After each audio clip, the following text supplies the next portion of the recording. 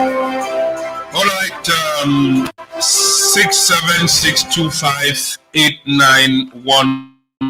676258917.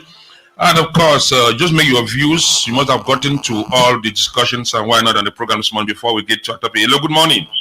Yeah, good morning, Mr. Nakasi. Welcome. Yeah, thank you for the information. Only what caught my attention is coming from the newspaper, where they say the barrister criminal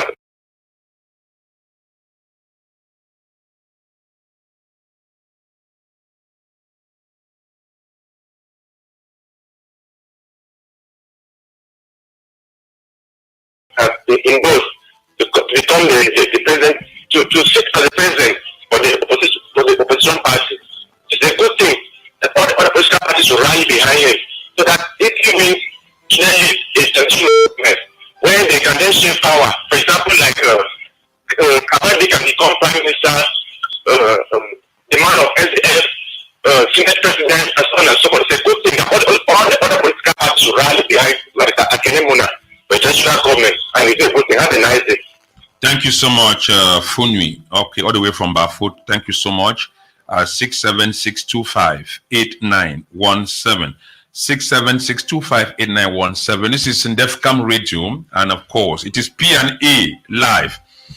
An opportunity to react to all the stories and happenings within the newspaper review, and why not topics of discussion, an opportunity for you to get and be part and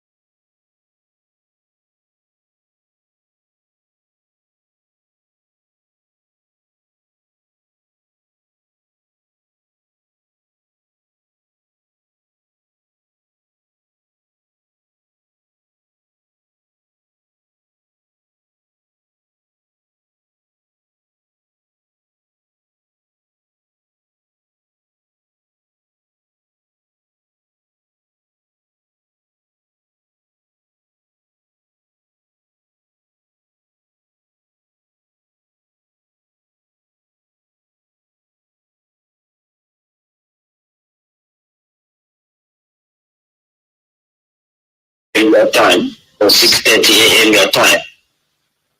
It's been a long day. I'm sure you must be aware that it's been a long day for me. I've not rested. But when I consider what our people are going through, we have some who have been sleeping and dying in the bushes for at least 7 years now. And I'm like, if this is the only price I can pay, if this is my own weapon of war, then I will need to be a part of this important discussion because of its impact that it will cause for our generation today. Okay. And for the future. Thank you. Let me get to my country people. You're welcome.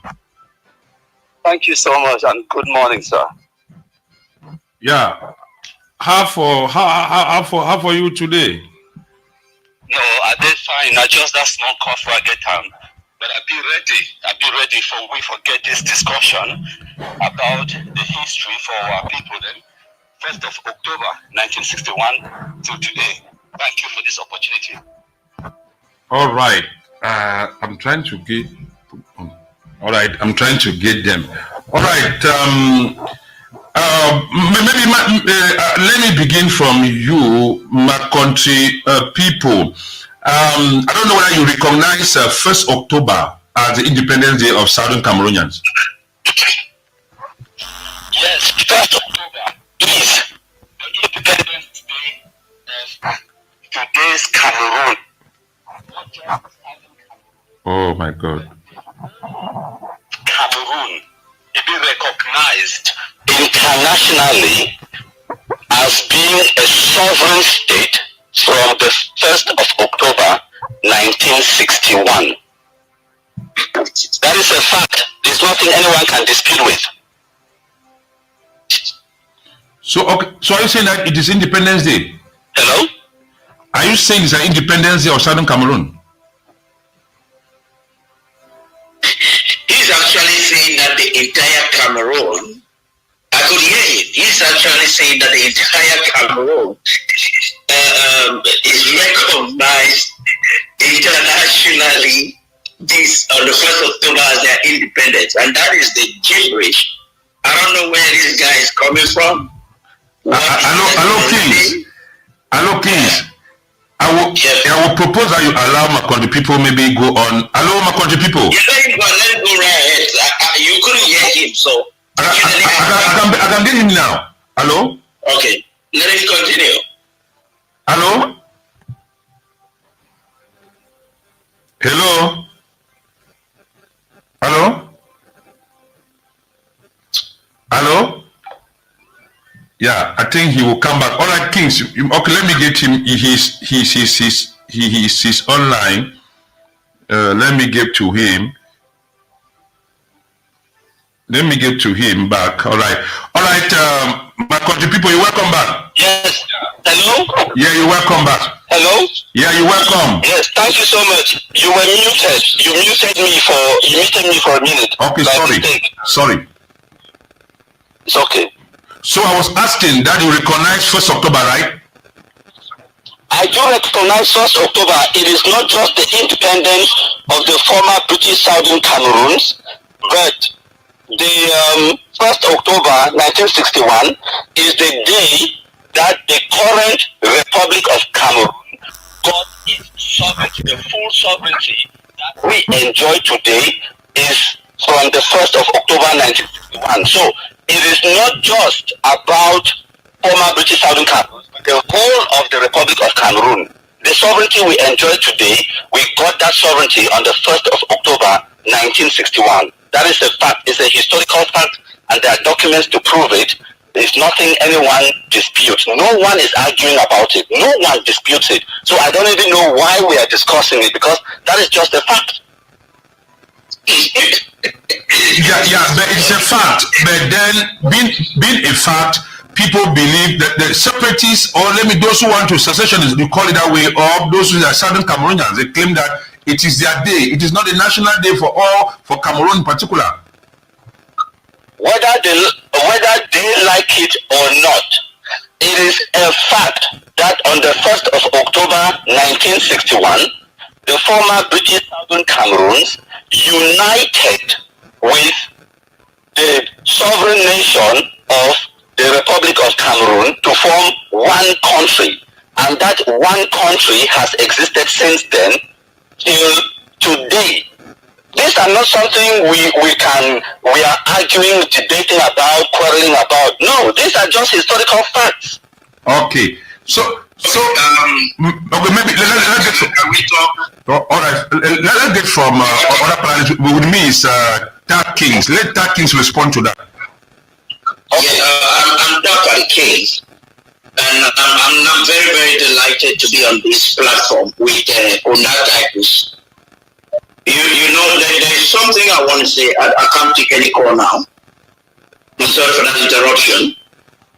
It is not only fallacious for anybody to claim that the Republic of Cameroon and the Saudi Cameroons got their both independence on the 1st of October.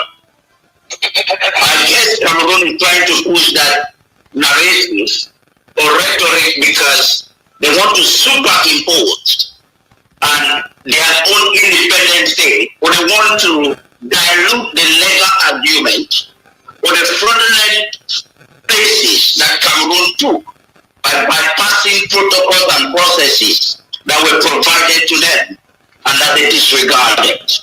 Now, the Republic of Cameroon, historically, and it is in the documents that I've seen some of the twats that he would have published, gave its independence on the 1st of January 1960.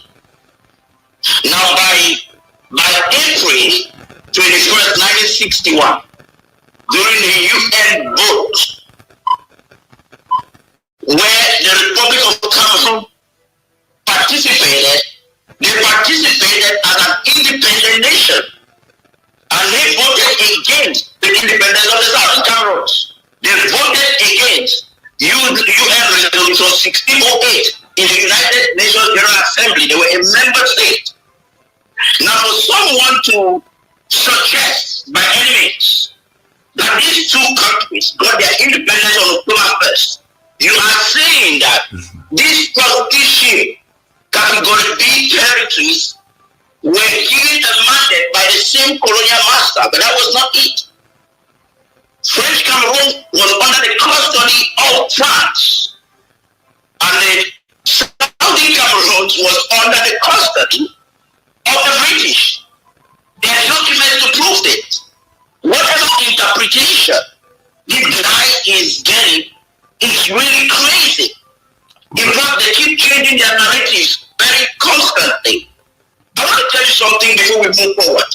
And I'd like us to get into the details of the United Nations charters. We interpret the analysis and histories, but I want to say something.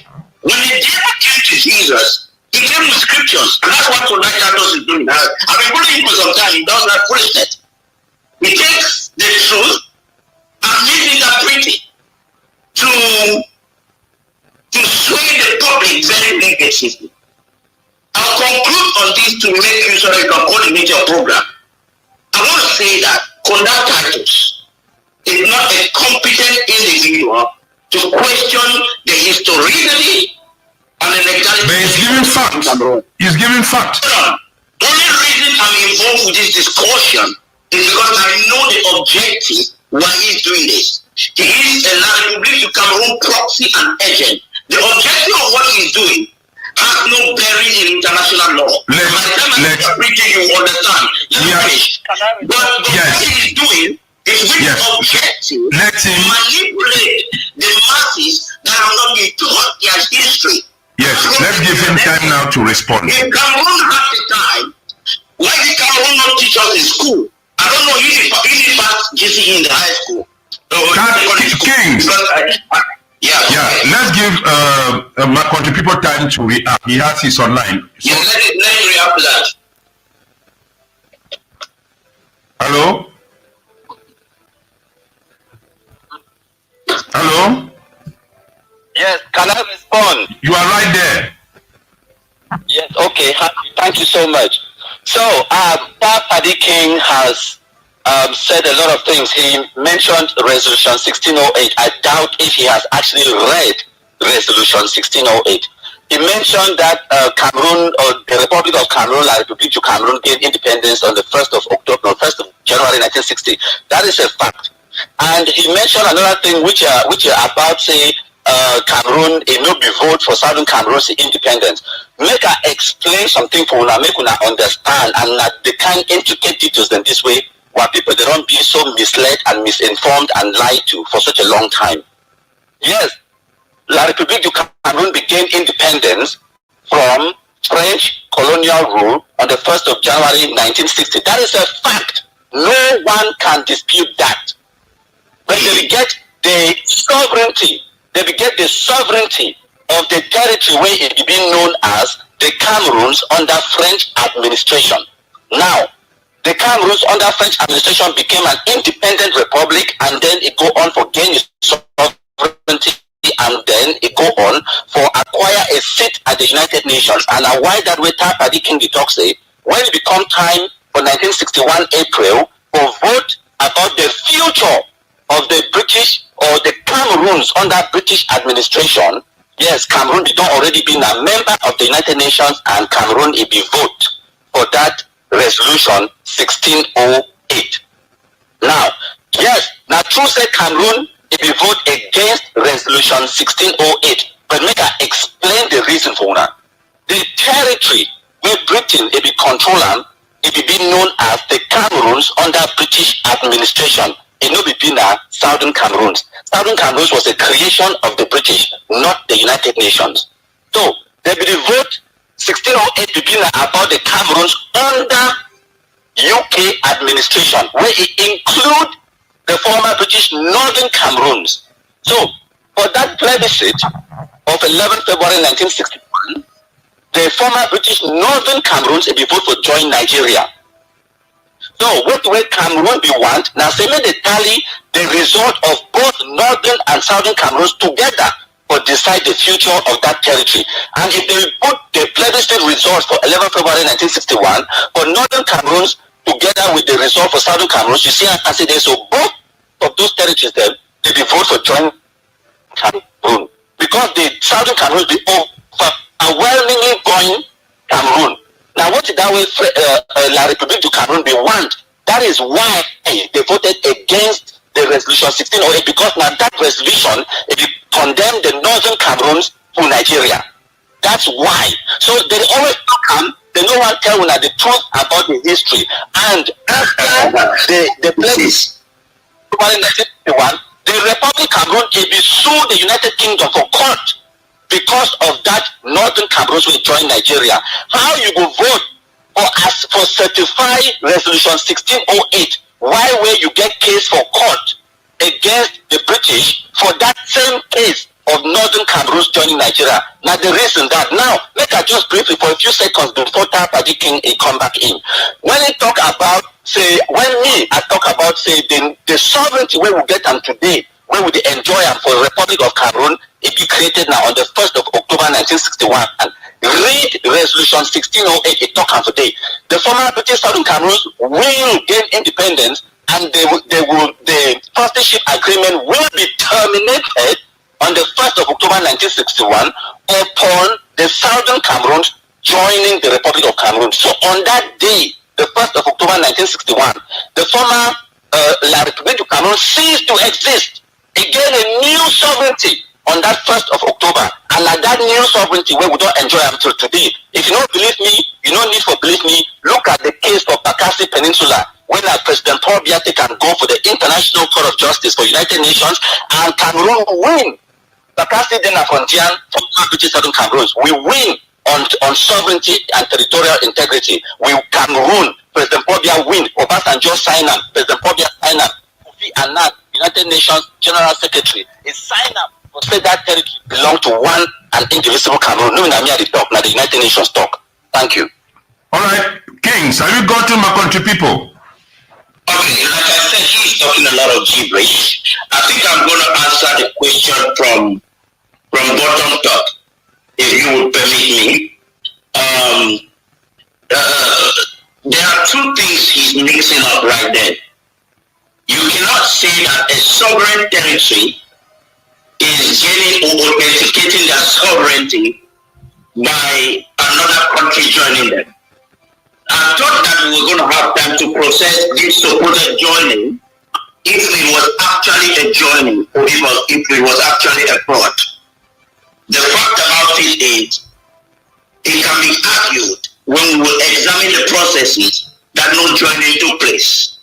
But now, and the reason why Cameroon is not willing to explain to their public, and they are using proxies like conduct titles to dissuade the public, is because if we get into the depth of this joining that was not successful, we will now discover that these were two entities of equal status. And every time they were talking about these two, they were talking about equal status.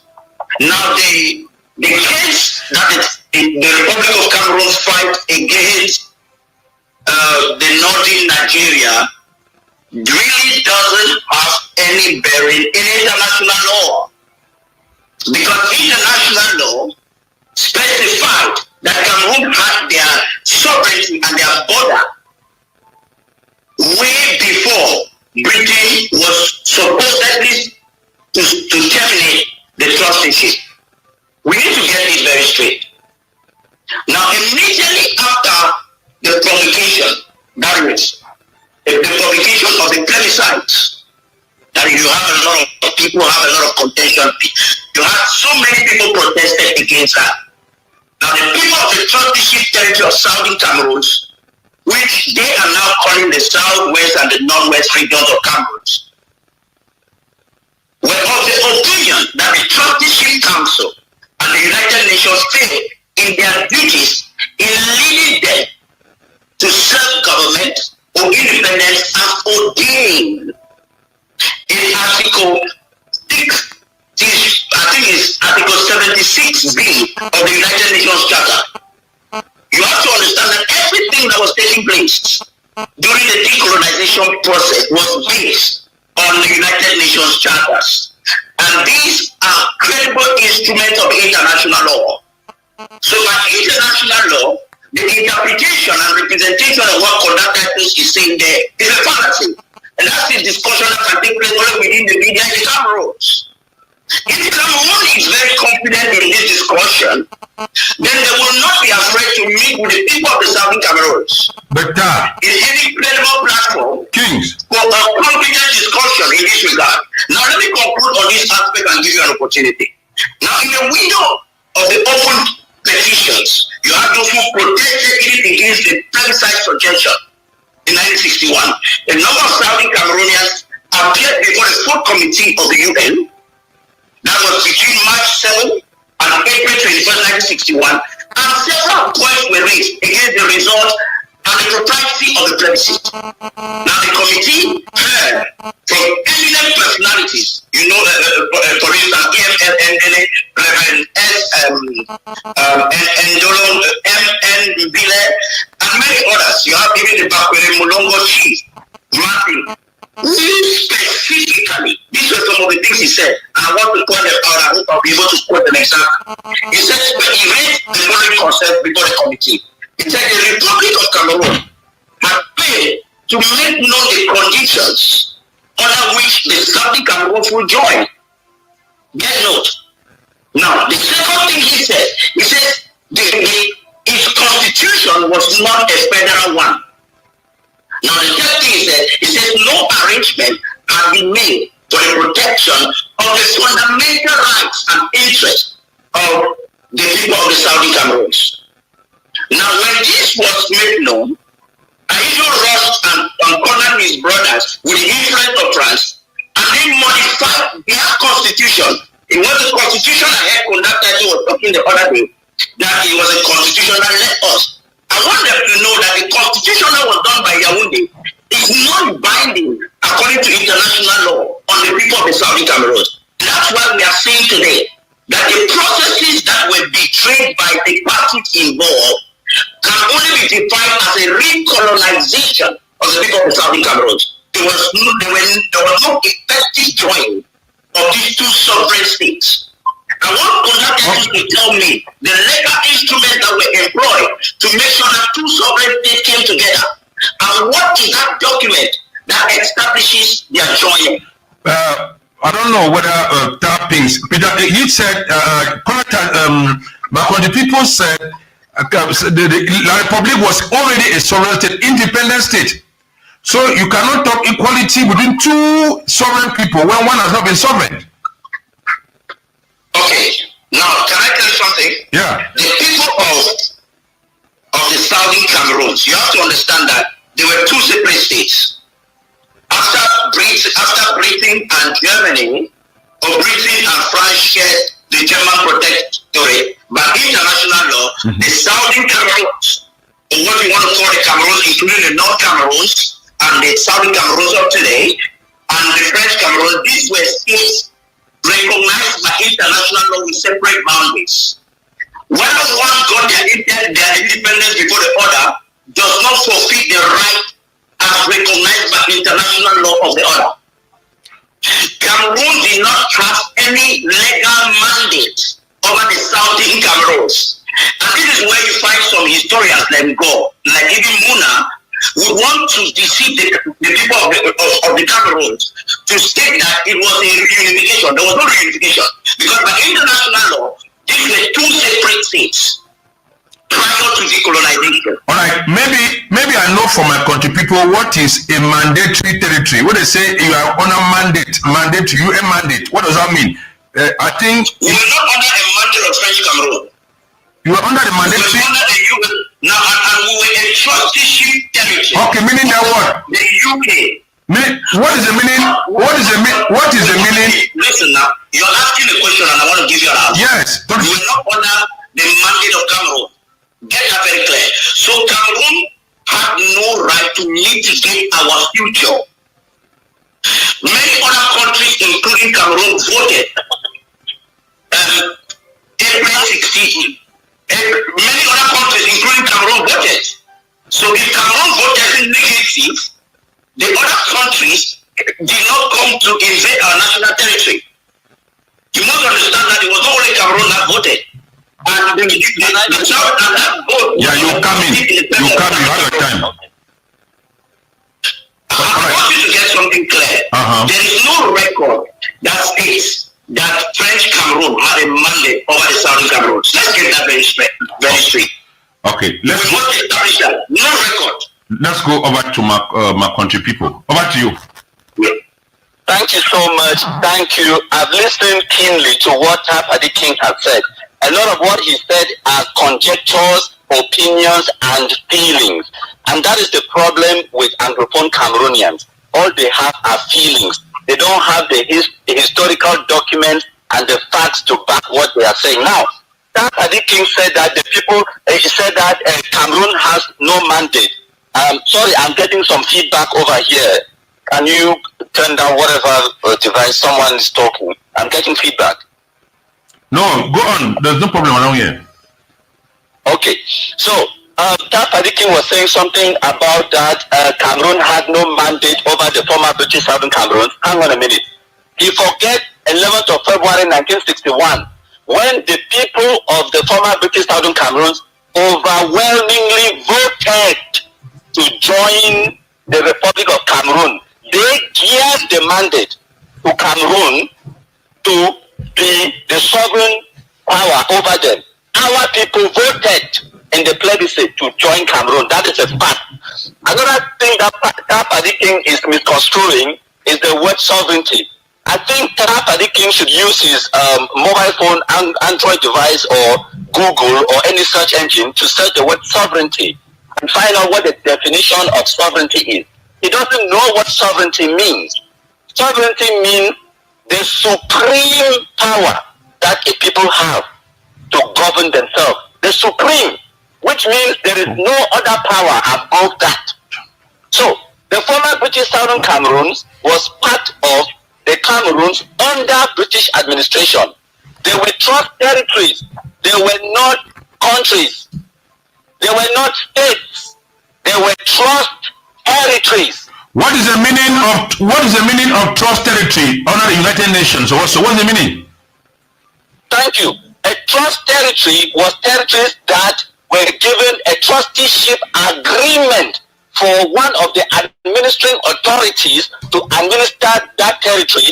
And Tapadi King said something. Tapadi King will talk something where it talk even go quote United Nations Article 76B. And another thing, then this way they just throw away the words them. They confuse what people then because they know say what people they don't get the time to go to the research. Yes, ma explain. To prepare, to prepare for what? To prepare for under a nation to govern and prepare for what? For independence or for what? Ma explain them. I go read the exact Article 76 where Tapadi King it be referred to. United Nations, it talks say the basic objectives of the trusteeship system in accordance with the purpose of the United Nations will be to further international peace and security. That is Article 76A. And then Article 76B, it talks about the purpose and objective of the trusteeship system is to promote the political, economic, social, and educational advancement of the inhabitants of the trust territories and their progressive development towards self-government or independence as may be appropriate to that particular circumstances of each territory. So they will prepare these territories progressively towards self-government or independence. They not talk say and independence. If they don't give you full independence, they will give you self-government. And that same United Nations Resolution 1541, it talk how a country it would be considered as being self-governing. It talk about this say a non-self-governing territory can be said to have reached full measure of self-government by one. Imagine as a sovereign independent state, just like how La République du Cameroun est. B, on two, they talk say free association with another independent state, or part three, now that one that will be happen for former British Cameroons. Integration with an independent state. Now what is that way the former British Cameroon may be happen? Part of the territory integrate inside Nigeria, and the southern part of the territory integrate inside Cameroon, and Tapadi King they talk about trusteeship system. The question we are getting for you now say, has the trusteeship been terminated and how was it terminated? That is a question for Tapadi King. Paddy Kings. Now, this is a question I would like to answer, and I wish we'll have time. Let's talk about the termination of the trusteeship agreement over the Southern Cameroon, so that we can see the loopholes. And when it's like when you are already you're trying to play a fast one, but you fail to sign the necessary documents, and then you claim that the termination took place.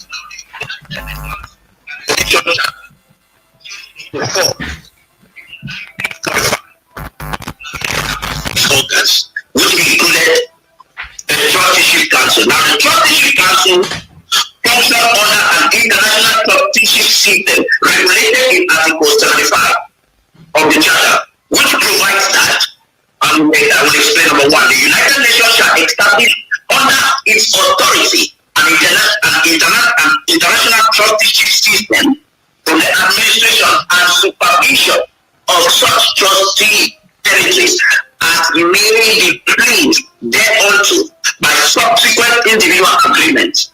These territories are hereafter referred to as trust territories. Now, the trust territories, which are mandated territories under the 8th League of Nations, including Tanganyika, you have Western Samoa, you have New Guinea, and many of them, even French and British Cameroons were part of this trust territory. Now, the administrative authority ended up in agreement with the United Nations. So you now, I want us to see the authority that is involved. The purpose I want to define this authority is because I want to ask the question to my people. They start an agreement with the United Nations with regards to each trust territory.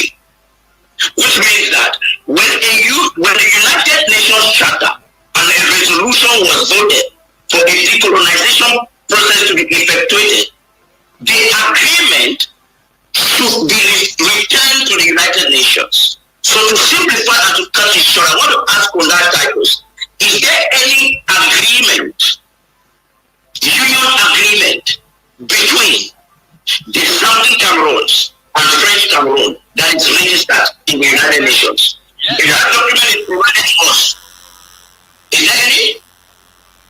Yes, there is, and I can show you it's the record in the United Nations archives. Wait, hello? Can you provide that? Yes. Because I know the document you said before and I've seen it on your page. My country people, I don't know who this contact titles you people are talking about. Hello? You are not contact titles. Okay. Yeah, I can hear you now, hello? You are not connected. Who are you talking to? I'm talking now to my country people. Are you getting me? I am getting you 5 and 5. All right. So he's asking you whether there is any agreement, any union treaty between these two. Yes, there is. Simple answer. Who signed the union treaty and when was it signed? Okay, that's a good question and I will give you the answer. The union between the British Cameroons and the Republic of Cameroon was signed in Yaoundé on the 27th of September 1961 and it was deposited at the United Nations Secretariat the following year in March 1960. Who signed it? Go ahead. Who signed it? It was signed by the United Kingdom government and President Amadou Ahidjo. Remember, it was called British Cameroon for a reason. Because well, you asked a question. Let my people land. Let my people land. I'm asking you now, my country people. It was signed by Yaoundé and the United government, right? It was signed by the British government. Let me answer now. It was signed by the British government, the government that held the sovereignty of the Cameroons under British administration, because our people were not sovereign. John Poncha was the prime minister, he was not president. President Amadou Ahidjo was the president because he was a sovereign nation. Listen to me, word of correction. The United Kingdom did not have over the British Cameroons. That is a party. What are you talking about? National law. Let's now, the constitution agreement did not give them sovereignty. I don't know where you get your interpretation from. If that agreement was signed after 1961, 11 February, 1st October, then it means it's a genuine agreement because these two have come to understand themselves. But it was signed before then. It means that Britain does not have the mandate to do so. Let me ask you. Like I asked a simple.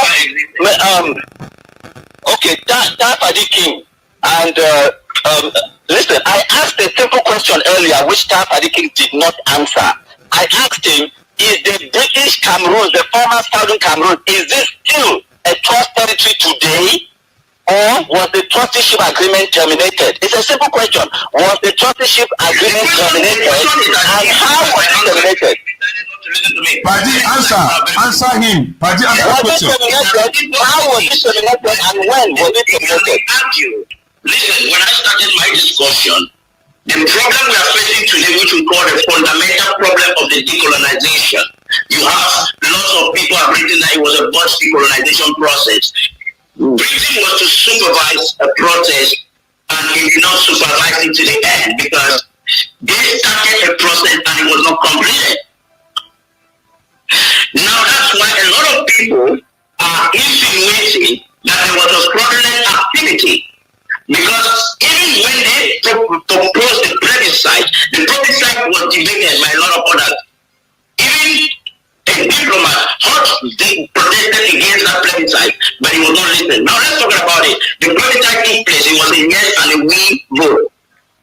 The plebiscite was not. It was a youth. Are you talking about plebiscite or referendum? Because now you say we and where I don't know. There's a very clear difference between the referendum or a referendum and a plebiscite.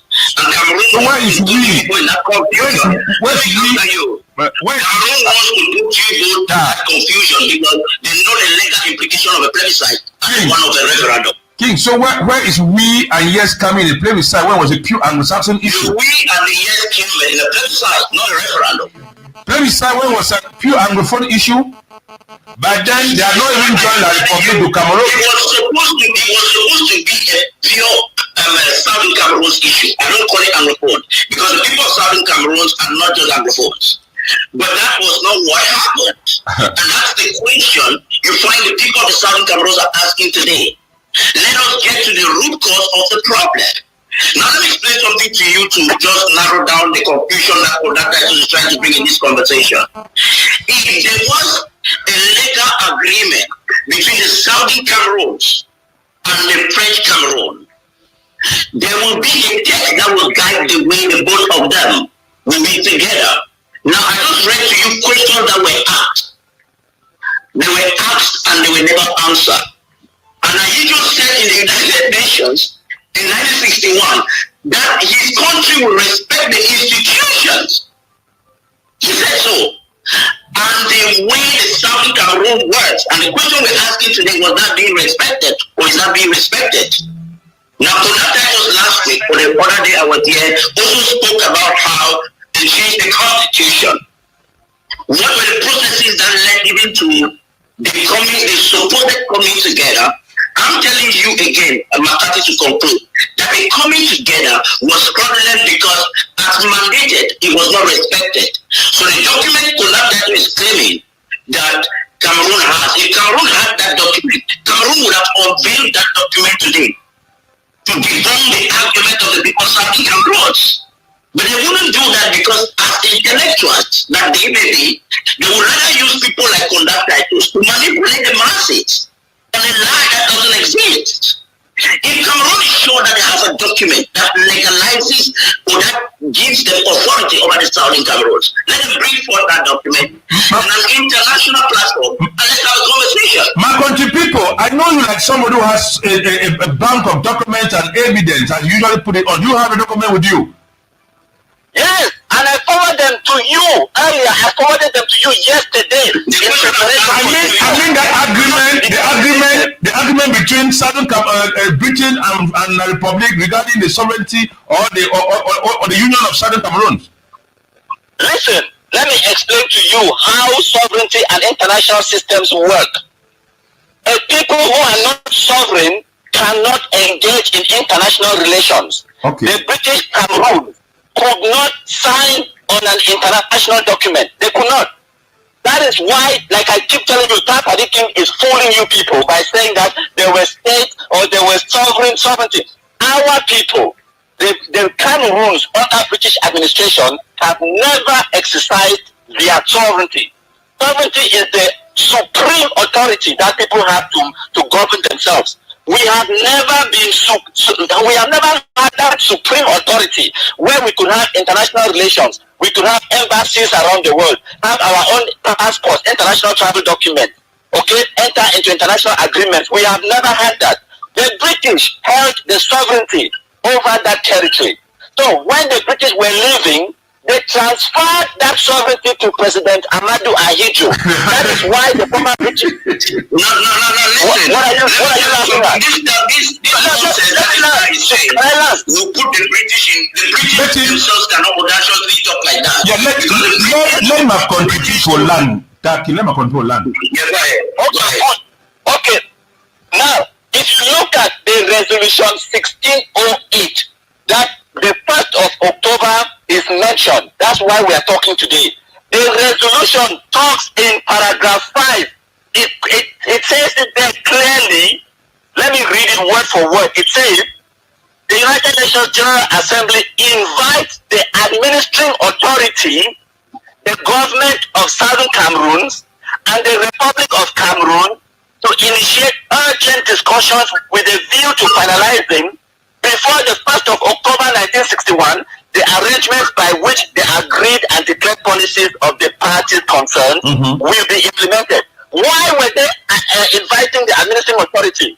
Because they are the ones who held the sovereignty over the former Southern Cameroons. Why did they not invite France? Because France had nothing to do with French Cameroon. All right. So was Britain present during this meeting? Why were they not present during this meeting? Let me answer. Do I have a minute? Yeah, go on. Good. The British were present. The British do not have to be present in that particular meeting or every single meeting, but they were present through their delegates, through their representatives. They were present. They sent advisors. They sent delegates. And let me make this point clear that you people are not understanding. Listen, when the British passed out that part of Cameroon, west of Cameroon, they had one intention: to attach it to Nigeria, so that their colony in Nigeria would be a bigger colony. They had no interest in giving this territory full sovereignty. They have never had the interest. They never had the time to think about their sovereignty. Now, the former Southern Cameroons went against the British twice. First, in the 1950s, when they pulled out their parliamentarians out of the Eastern House, out of Enugu House, yes, they went against the British. Second, when it came to the plebiscite in 1961, 11th of February, the British expressly advised the former Southern Cameroons to join Nigeria, and our people went against the British. They voted to join La République du Cameroon. So, based with that reality, when the colonialists, the British, have advised these people that, in our opinion, it would be better for you to join Nigeria, and they went against their wishes over and over and over again. Do you then want the British to go and be telling these people what to do about their future? No. They let them to arrange and negotiate their future amongst themselves. But is that a pretext to violate instruction given by the UN and to create injustice? Is that a pretext because they were not? What injustice was created? What injustice was created? What is the injustice? Okay, if you follow Django Foncha, I played his voice here a while ago. Django Foncha made it clear. I sent you the video. Yes. I was the one who sent you that video. Good. Yes. Before you send, I got that video on social media, Makonbo. The same is good. You send it. Thank you. Now, Django Foncha made it clear in that video that the British gave excuse before the meeting. They were not present in the meeting. That they gave excuse, they were absent from that meeting. Prior to October.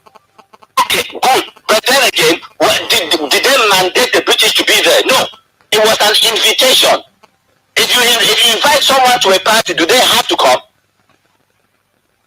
Read the text. The United Nations gave the administrative and the government of the two countries to meet. I just read you the text in Resolution 1608. It says invite the administrative authority, the government of Southern Cameroon, and La République du Cameroon. Invitation, it's an invitation. And let me ask you this: if the British were not there and Django Foncha needed their assistance and wanted them to be there, why did he not make sure they were there? The incompetence of our people, you cannot blame someone else for the incompetence of what happened in 1961. Okay, gentlemen, we now leave 1st October is over. We came together as a federal state. What happened with that federal state? Let me go. Okay, let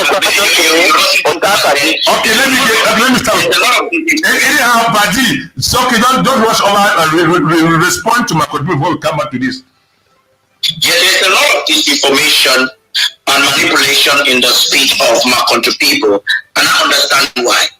But I will not go into that route with him, and I will repeat what I said when I started. My country people is not a credible individual or even an institution to question the sovereignty or the historicity and legality of the people of the Southern Cameroons. That's something established. But he's a Southern Cameroonian too. Now let me finish. His role, which I know is important with autocratic regimes like Biya, is that he is one of those that are under the paycheck of Yaoundé to do one thing, Do you have evidence for that? Do you have evidence that is under the payroll of the Yaoundé regime? Listen, he should be the one to say it. He should argue me on that, not you. Now, I'm telling you that he is one of those who are trying to question all of this. I thought that we were going to have time to go down into the Banjul, into what happened in Banjul, and the fact that the case was authenticated. I'm saying this to conclude on this point. If Cameroon wishes to accept the authority over the surrounding Cameroons based on historicity and legality, they should do so through an appropriate medium. If we have reason at this given moment to question the sovereignty or the involvement of the Cameroons or Prince Cameroon in the Southern Cameroon, I think the rightful thing for Cameroon to do, instead of trying to fight a war that is very expensive, would be to use a cheaper method like the rush with the Bakassi Peninsula case. Let us go to the United Nations and question the process. Don't you get it? And just to say, let's even agree for 1 minute for the convenience of this conversation that there was some form of a joining. By international law, there is a historical narrative and a legal analysis that the Southern Cameroon's quest was sovereignty and statehood on the basis of the right to self-determination under international law is legit. It's not just an entitlement. It grants us the political independence and socio-cultural stance to request for self-determination. Why should it cut our life as a distinct people if it is in conformity with international law that we as a separate people? Let me ask you a question. The man talked to one about it up. If you say you marry a woman, even if you sign documents, now problem is the woman say don't tell the marriage. You're supposed to beat him and kill him. The marriage between a divorce. Now we can go enter away. It's just will not come on. So forget all of that nonsense. Are they trying to read that question?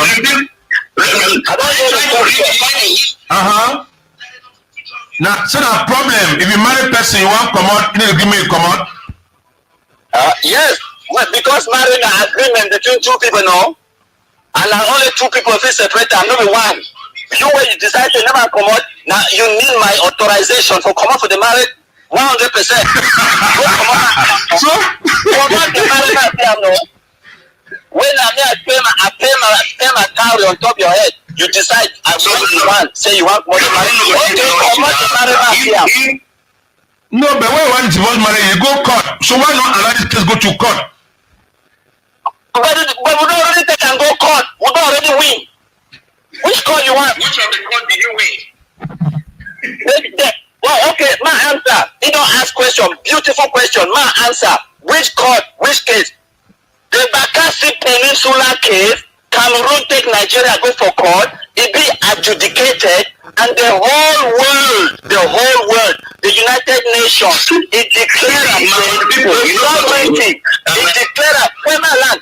The sovereignty of the former British Southern Cameroon lies in President Bobia in Yaoundé. The sovereignty of that territory has been adjudicated at the highest court in this world, in the International Court of Justice, when an arm of the United Nations, and Cameroon be recognized in the whole world as one. And I why that we tap at the king, he says, he want to come for Cameroon, try to go America. He used a Cameroonian passport.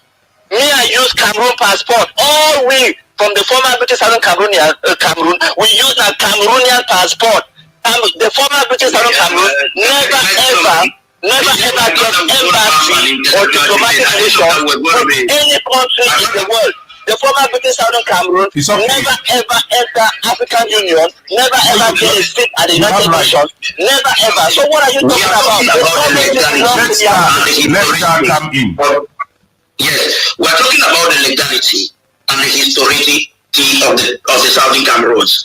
And you are telling me about a passport and about a case that is the Bakassi case. That's his foolishness. When the Southern Cameroons argument is that the nation of the Southern Cameroons has been illegally occupied by French Cameroon. But whatever means, Cameroon should say, okay, we're not illegally occupied this, and they should contest us legally. There's a legal procedure that can happen. But they have avoided that discussion and they have opted to pick up arms. Can you let me finish, please? You come in. No, allow me to finish. Now, this is the point. when you have colonized a territory, the colonized citizens will definitely be using the colonized passport, and that's recognized by law. Now, when there is a case in the colonized territory, you are supposed to feature in it. What we are arguing here, in summary, is that the Southern Cameroon is under a belligerent occupation by French Cameroon. French Cameroon's occupation of the Southern Cameroon is very illegal. And if Cameroon thinks that our argument is not justified by international law, there are instruments provided by law for them to contest it. And that's what we've been seeking for. But Cameroon is avoiding that discussion because they don't have a credible argument. But they are hoping when they are using people like conduct titles and the Gongos and all of the other criminals, they are hoping that they will manipulate the people and turn the people against the genuine movement. Well, we cannot call people criminals when there are no evidence. Anyway, reply, my country people. Okay, he's talking about taking the case to court to adjudicate it, right? Mm-hmm.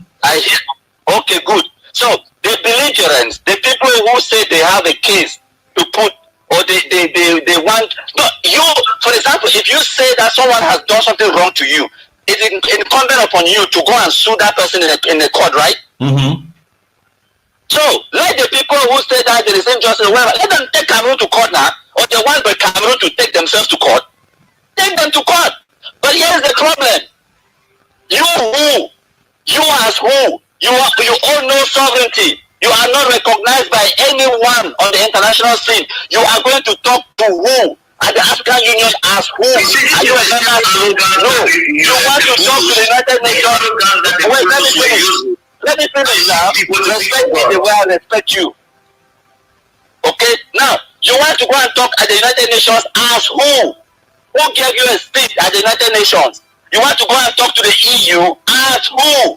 You have no international relations, no diplomatic relations with this nation. So you want to take the Cameroon to court? Go to court now. Which court are you going to go to? Which court? Question or is it just a statement? Because if it is a question, I'm going to answer it. Yes, but answer him. You are the people fighting for restoration, and you have a problem. You should be a complainer. Go to court and complain. I think it's right. Okay, let me ask you a question. Do you know about the case that was filed in 2003 in Banjul? I have heard of it. You have heard of it. Now, when you read about the admissibility of the case, what did you hear about it? What does that even mean? Admissibility. Did you win the case? That's what we want to know. Did you win? About that case, I know the Banjuk ordered that the government of Cameroon. Did we lose the case? Did we lose the case? It wasn't. Did you win? Now, I'll ask you a simple question. Did we lose? Oh, so you cannot answer whether you won or not. It's your case you're talking about, not me. You cannot even answer whether you won or not to tell you the situation. Did you win? I think the Banjuk court upheld that Southern Cameroon were a people and they have right for self-determination, and they call on the Cameroon government to engage a dialogue with them. No, thank you. I want to say you this way not pass that Cameroon proxy for the Makati. Can I clarify? Let my country people clarify on that point. Yes, I heard you say that they called on the people of Cameroon. Is that what you said? They called the Cameroonian government to dialogue with. Exactly. South, yes. And they were a people. Okay, now why did they not force the people of the Cameroon government? Why did they not mandate Cameroon government? Now, these are some of the things that you're taking advantage of the way diplomacy works. Let me tell you something. They didn't force the people of the Southern Cameroon, and that's why they had some trouble. Listen. When you talk a lot of foolishness like that, and you see people are picking up, and then you claim now to emotionally blackmail them, let me tell you something. The same thing these guys did, that was what John Gute, that was the head of Cameroon delegation. John Gute went there and was speaking on behalf of the respondent state. Now the complaint was done on behalf of the Southern Cameroon.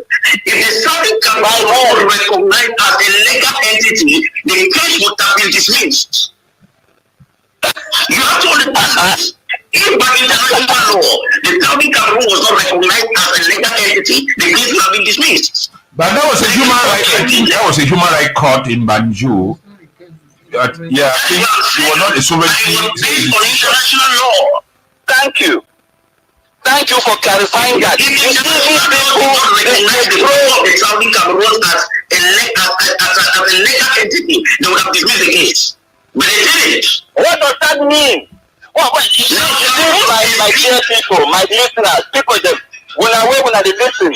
Listen, when they listen to me. Wait, he's saying something. My country people is saying something. You get to what he's saying. No. He has spoken. Okay. No, Paddy, you come. Let him talk. But people go on. Okay, my people, the way when they listen to me, you wanna see these kind of people, the way they can't talk for when they get like emotions. They just talk, they vex. See, now why the way they can't talk, say, oh, Cameroon government, they pay me, but they don't get no evidence. Me, they can't bring when facts with documents, with evidence. And I don't send this evidence to the journalists before I come on the program. Say, I will talk about these things. Examine them first so that you can question me on those things. Now, they didn't talk about, historicity. What does that mean? They didn't talk about, they are a people. Of course, we are a people. Just like the people of Momo are a people. When it comes to human rights, we are a people. What does that mean? Does it mean you have sovereignty? No. End of discussion. And now why that court has zero jurisdiction enough to compel Cameroon to do anything. My country people. Yes. Please, with all this happening, but now, which side you stand? It be like say, you know, we cry for a dialogue, a negotiation. No, you have to wait. Let me react to that before you ask him another question, please. All right, react. Something. React. When you talk about the people don't have any sovereignty, now we get back to the basics of it. How did we lose our existence or our right to be properly decolonized? How did Cameroon occupy our territory? Can you stop? Let me speak. Thank you.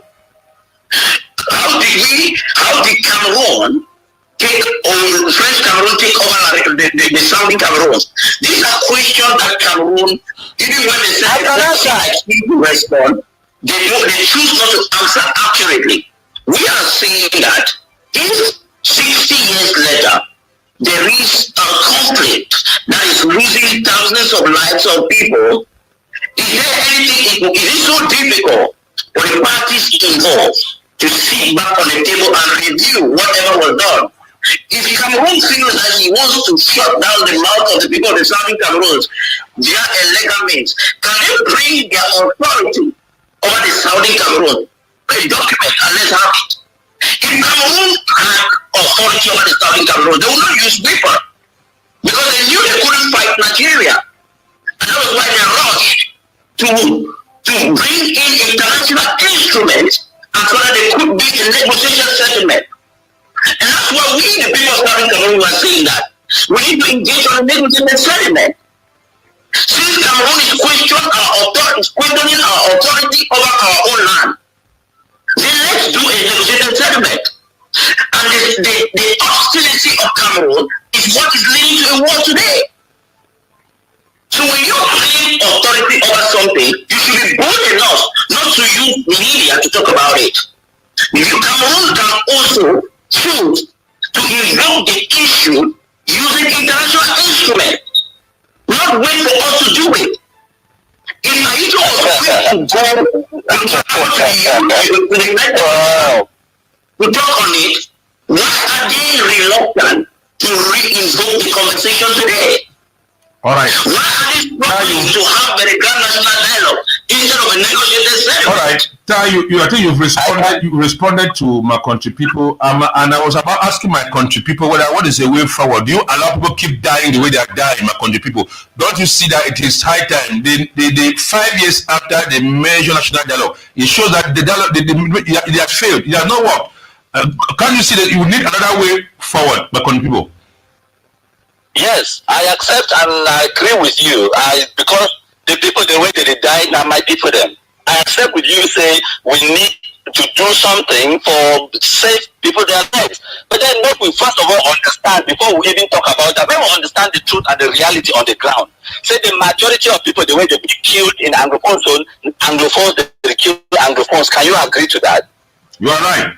No, thank you. Okay, he said so okay, when you finish, I will answer. Yes. Okay, good. Give me a minute. So the reality now say, now Anglophones they kill Anglophones. Now Anglophones they kill. That's just the truth. We thought we're home picking a minute no go school. We burn schools, burn hospitals, them do all these things. Them. We should ourselves for food, and then they wait for international community for can't help we. They wait for people to come out, they can't help we. No, we need to help ourselves. We people the way that they talk say people that they die, people that they die, people that they die. Those people they be disingenuous because they know that the majority of people the way that they kill them. Now Anglophones they kill Anglophones. So the problem no be Yaoundé. The problem no be Europe, no be America, no be United Nations. The problem are we. So we need to take the initiatives. The dialogue for Yaoundé no go stop armed terrorists who carry guns for bush, make you no can kidnap you. You understand? So we need to do the job. And me, I don't propose them. So we Anglophones need to first talk amongst ourselves. Because right now, people the way they talk to me, they can't dialogue. Me they can't dialogue with who? I don't ask that question. No man can never ever answer me that question. But they can't dialogue with who?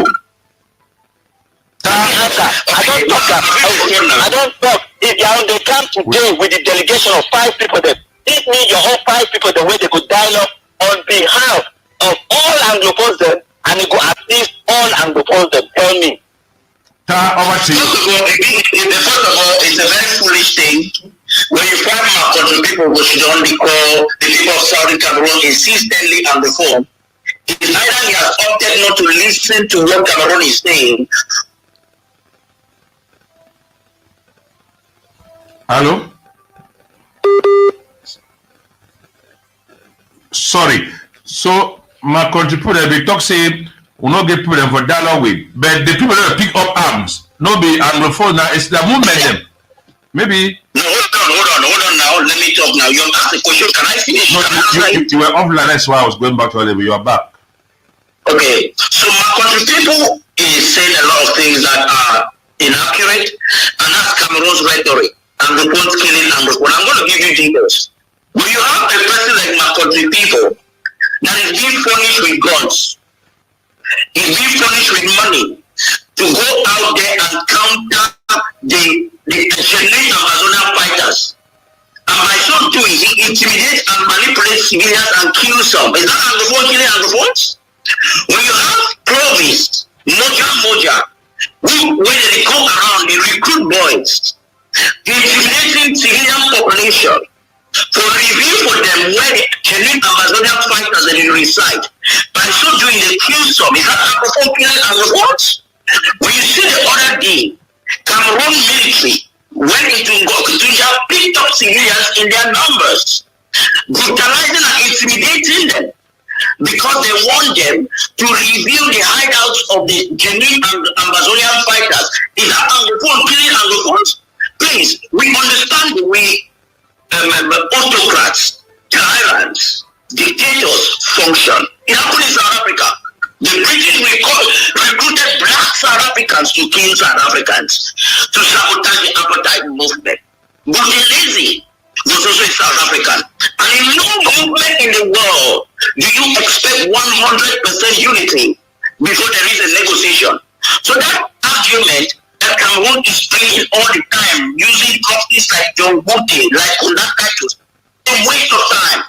Now, when they invited Cameroon in Banjul, they sent John Bote. Do you know what John Bote said? He said exactly the same thing Conductors is saying here. So it's the same strategy that they're recycling.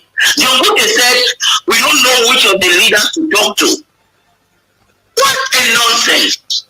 You don't know which of the leaders to talk to. So big answer, Kings, answer back on the people. Who now government ever talk to?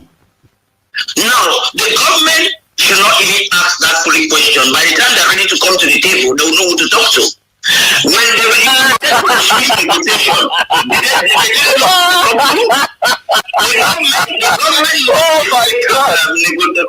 the government went to Canada, right?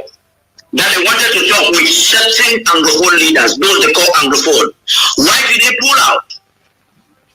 Let me tell you, so the government doesn't know who to talk to, but they know the priest and the pastor to call in Yaoundé to talk to.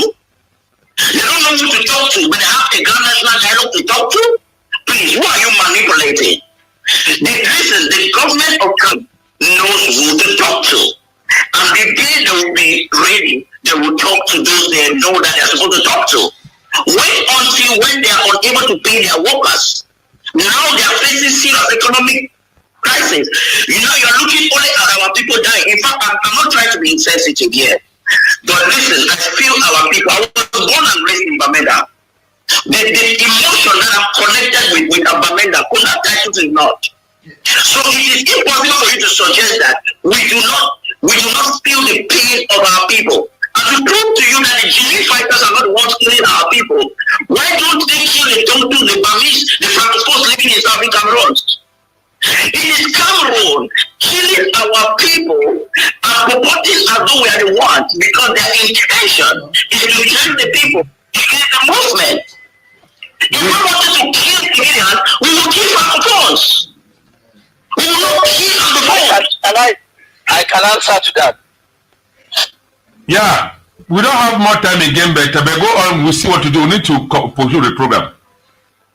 Okay, thank you so much. I am happy to do it again. Now, Tapadi King was talking about, okay, let me just go straight to the point. Tapadi King, tell me what happened in Bui in January, February 2020, when ATF, when the other ASC, Amba versus Amba, they killed 39 in a massacre one day. 39 Amba versus Amba were killed in Bui massacre. Guzang massacre, 12 were killed in December 2018. Amba versus Amba. I can go on. I can go on and on and on. Can I talk? Can I talk? You want to learn? Let me learn. You said to learn. Thank you. Now, Insobu was killed by, I mean, I can go on and on with the Anglophones killing Anglophones. Even Mark Barretta has said it. Say, in truth, the majority of the Amba terrorists that have been killed by other Ambas with their infighting. You have Ayabacho does not talk with Akwanga, who does not talk to Sako Ikome, who does not talk to Marianka, who does not talk to Christopher Anu. These are facts.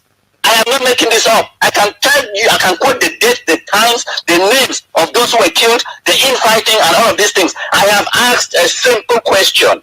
Who on your own delegation that you want to represent Anglophones, who will speak on behalf of Anglophones, who has the mandate, who has the mandate. Well, let me talk now. Let me talk.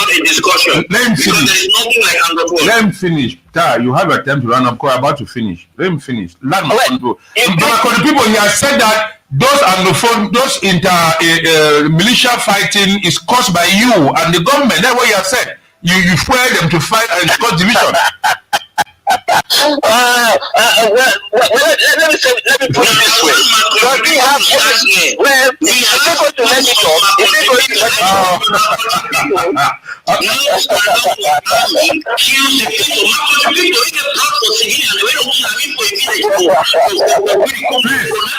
let let's have one question from my parents have been here very mute all through. Let us get about that. I want to answer what my people said before the panelists come. Now let me explain. You accuse me of having a liquor. You accuse me of all kind of things. I haven't even, because I'm not here to defend myself. But anyway, you want to go over and go ahead and talk. Because we know where we are sitting. You think when we were telling the others what they were doing, they argued. Cameroon will pick you one day. I tell you, for the people, when I record it, keep up. Cameroon will lock you to one day. No, I think we are talking about 1st October. We should not go to those personal issues and whatever. Amanda, give me. Including you, you will see. I tell you. Please, we should not go to emotions and sentiment and talk individual. Let us get a question. People, they engage with Cameroon military and identify people listen. our people. But please, can you listen? Don't get one question on Abanda Adrian, please. Now, you people have spoken about all these issues we are asking because every this asks a question about the federal system. What happened to the federal system? Let's move forward instead of all this back and forth blame game. What happened to the federal system moving forward? Macron, the people start. I can answer. Yes, Macron, the I people. can answer. Yes, I'm reading you. Yes? Okay, good. Fantastic. What happened is that President Amadou Ahidjo, from the very first day, did not want a federation in Cameroon. And he made it clear to John Foncha and the people who were negotiating before the union. It was very clear that he did not want a federation. Okay, that is a fact. Now, what happened was the Anglophones voted. We voted to abolish the federal constitution. It was not up to the Francophones. Let me explain. Are you going to let me land? Yeah, let's go on. And I would. Okay, thank you. Now, let me tell you, in the Federal Assembly, there were 50 seats in the Federal Assembly. 40 of those seats were for East Cameroon and 10 seats for West Cameroon. In the Federal Constitution, Article 47 of the Federal Constitution, it stated there clearly that the Constitution cannot be amended unless you have a majority vote from the members of the West Cameroon representatives, their deputies. So, the only way that the Federal Constitution could have been abrogated or could have been abolished was because the Anglophone delegates from West Cameroon voted for it. That is the fact. That is the only way that Constitution could have been changed. And they voted for it. Okay. That is the fact. No, let him lie. Let him fight. Our argument is fact. You dispute the fact, Paddy. Just hold on. You're landed. I have landed. Okay. He has landed. He has landed, Paddy. So okay, let me explain something to you first of all. I said something which you did not listen. I said the so-called constitution that was French Cameroon's constitution that they amended without consulting the Saudi Cameroons is not binding by international law to the people of Saudi Cameroons. Now the reason why Ahidjo could by some fraudulent means, purportedly by a vote as narrated by conduct titles here this morning, could just neutralize the federal system was because of what I mentioned earlier. The protocols and processes that brought the supposed two nations together was defied by the parties involved.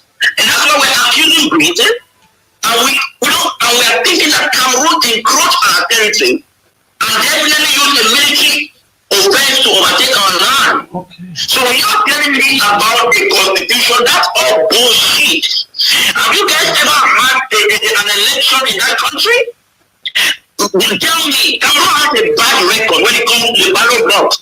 So when you hear it, that's why you see that he's sitting in an all-Anglophone conference. Because they want to gather proxies like conduct actors and group them in a room and say Anglophone unanimously vote 100%. Nonsense. Listen, this generation of Southern Cameroon is smarter than that. Gentlemen, I'm not being emotional. I'm just communicating. Yeah. We're not going to come to that. I think moving forward. The time we have exhausted. That took place like any legal. There was no legal vote. Cameroon did not even have any mandate to determine our future. We have exhausted 1 hour and above that we scheduled for this talk. And even neutralized. We have exhausted 1 hour for this talk. I want to give each of you a chance to round up. It's a process. The armed conflict is still going on. And I think, thank God I'm having your contact. We'll go for a meet here and talk. Let me get to Fung. Maybe Fung John want to say something first. No, I want to thank the two major stakeholders with regards diplomacy and history of this country. We talk that yes, if we were actually this, we couldn't have where we are. I have heard you. We have gotten our listeners are abundantly educated on exactly what happened and what is happening. But now What is the way forward? Please, just one minute. We have suffered. Maybe some of you who are there, yes, you are articulating well. But we are the victims. Yeah, we have suffered. We have suffered. What is the way forward? Where is the way forward? Please, in 1 or 2 minutes, we'll be so glad if my country people and Hadi can actually advise the population of the Norway. Over to you guys. I don't. My country people. Okay, thank you. I will be brief. Now, Anglophones have to understand, yes, we have a problem. We have a problem. And right from the beginning, from our history till today, the problem we have had is infighting and division amongst ourselves. That infighting and division is the reason why we entered into this union in a federation, and through our own political immaturity, we let go of the powers we had in the federal constitution. And the infighting persists till today, where you see those who have taken up arms in the pretext that they want to fight for Anglophones have turned those guns and now they are killing Anglophones. Anglophones themselves have to come together in a union, in a conference, to talk about their problems and propose solutions going forward. As for the division or separation of Cameroon, it will never happen. Even if I have to start the civil war in Cameroon to make sure Cameroon stays one and indivisible, I will do it. Cameroon can never be divided, because if we are left to ourselves, we will kill ourselves more than anything that is happening in South Sudan. So separation or independence or whatever is off the table. It will never happen. And you say even federation is off the table? 100%, Cameroon will never divide. 100%, it will never divide. But federation is not division. Oh, no. Did you say federation? Sorry. Yeah. Federation, yes. I am a federalist. Okay. That's a good stand. All right, thank you. Tapadi, over to you. Thank you. It took 3 minutes. I hope you're going to give me 3 minutes. No, it did not take 3 minutes. It did not. Hold on. I want to first of all congratulate Conduct Titus, because he's doing a good job to actually represent the position of the oppressors of the people of Southern Cameroon. I will not, for no reason, look into the eyes of our people who have lost family members, who have been denied of any right of every right of theirs to say they have a problem. No, our people don't have a problem. They were simply betrayed from onset by those they thought were brothers. And it is historical, it is documented. They were betrayed. Now the strategy that has been used by these betrayers is the fact that they come between us, they divide us, and then they tell us like Conduct Titus that we are divided. No, our people are not divided. Our people are united for a purpose. When these people came out on the 22nd of September, lavishly, outrightly, in every continent of the world, not just at the home front, they were united because they were tired of the fraud, of the oppression and the manipulation. Now, I want to tell our people that Cameroon does not have any legal mandate over the Southern Cameroons. And we are saying that if Cameroon does have it, what is the way forward? And the way forward is that the people of Southern Cameroon will receive total freedom, and we will resist until the last man standing. I want to thank you guys for coming. Actually speaking, I think I am very, very happy, and the population of Bamenda are very happy to have listened to this educative talk. And you people were just so wonderful with your contribution and your facts. I think those who are listening will get to judge themselves. And let's hope that you continue to give me the support over here back here in Bamenda, so that we could equally keep on educating our people. I want to thank you all for coming, hoping that some other time we shall have time to be on the program again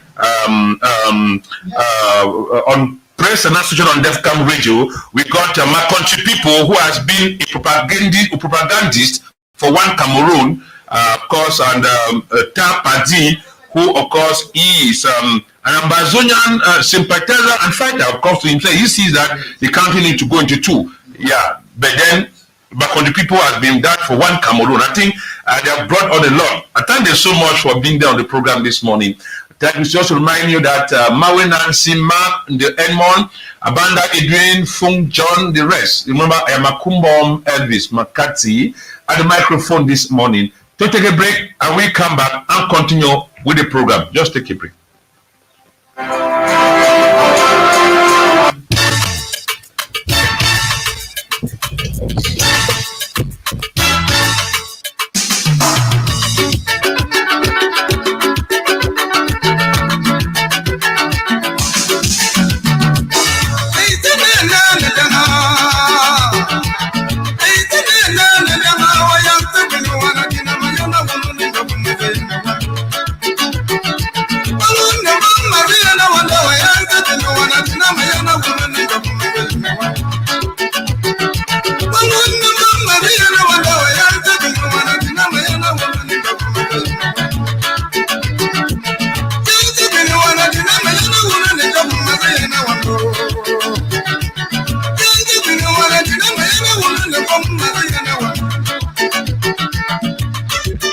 Thank you so much for joining me this morning. This is NDEFCAM Radio 94.9 live from Bamenda on this particular number 5th day of the month of October 2024.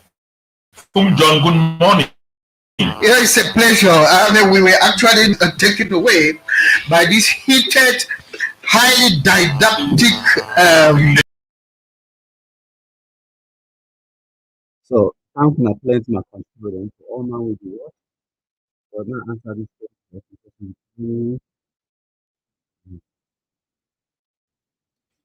Hello? Yes, sir. I'm actually live. I'm still live. While you want to make a contribution because you're live, I can put you loudspeaker if you want.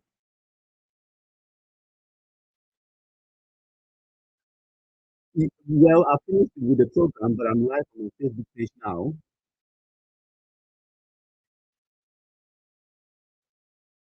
Yeah, I'm done with the program, with the radio program, but they were calling me when I was just going to make a contribution on the live because I was recording it live.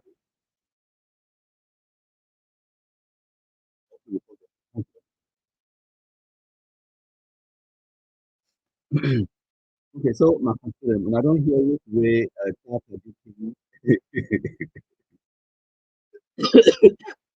you see, when you don't defeat some person in a debate, it will result in emotion, being angry, accusing you, then accusing you of this and that, because you know there's no evidence.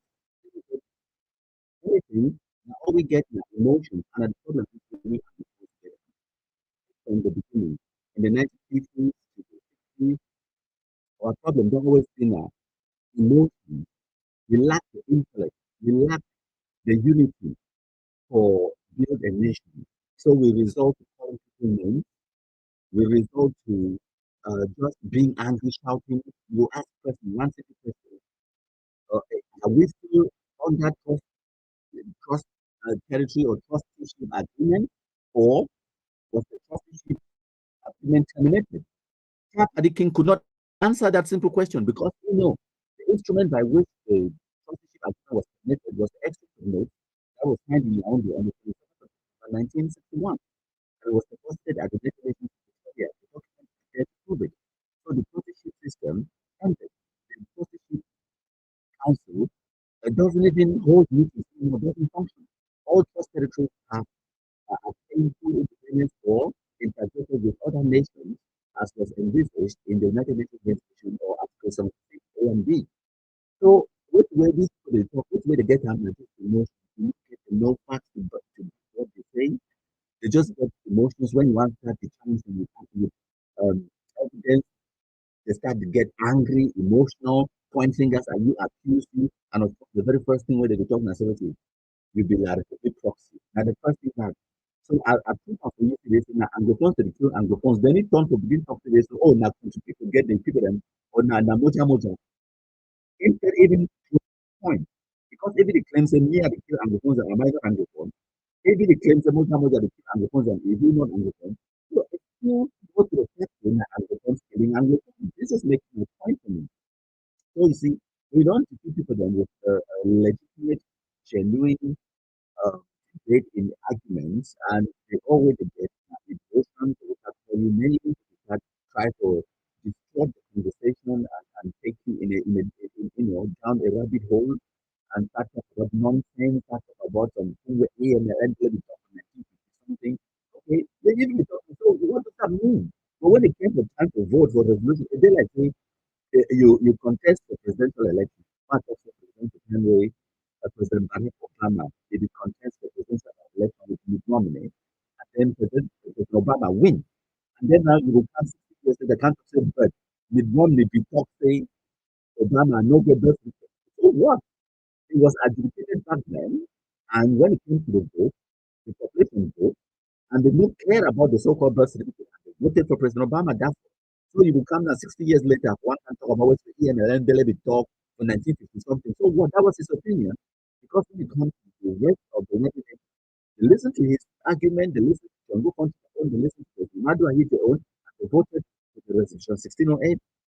And they became and said, so boom, by the 1st of October 1961, you could join that territory whether you like it or not, because the people, they don't vote. So the plebiscite vote, they want to divide the Cameroon, not Nigeria. Now, they invite the administrative authority, the Republic of Cameroon, and the government of Southern Cameroon, where at that time, in a jungle function, the government of former British Cameroon, were in a trust territory, and the territory listen, when I go to them, and get urgent discussions with the view to analyzing how we will live together. They do the constitution, and they decide how to live together, and they find the exchange of votes for the 27th September 1961, which made the trust agreement and the biggest scam at the United Nations from March 1962. And the whole thing, all these things are where the document, I get the documents and download the United Nations archives. So thank you, my friend. It's been an interesting debate, and I hope that you can help educate as the population of Canada, where the listen because this area go out this morning. Former, we don't do like a and we can announce that to come out early enough to concise or so I want to appreciate Emmanuel and great either here and we will get at the same time as well. Now we get no visa because you resist when you are in a foreign country. What nonsense is now they ask you to ask staff so what is the way enough it talk? What is the way forward? Enough it talk. It is just one for hash. He grew that to thank you, thank you, we live in so young to receive. So that's what it is. That's the,